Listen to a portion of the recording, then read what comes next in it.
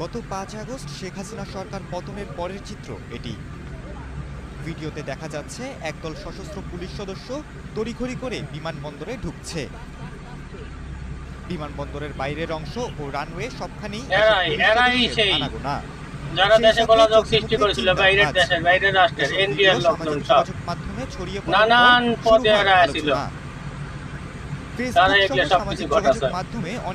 এখন তারা পলে চলে গেল, কেউ তাদের ধরলেও না, আটকালেও না। আর কি আটকাবে ওই মুহূর্তে?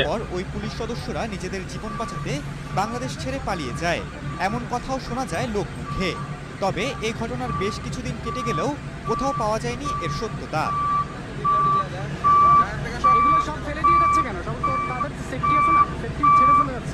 জুলাই অভ্যুত্থানের নানা ঘটনার তদন্তে গতকাল ছাত্র জনতার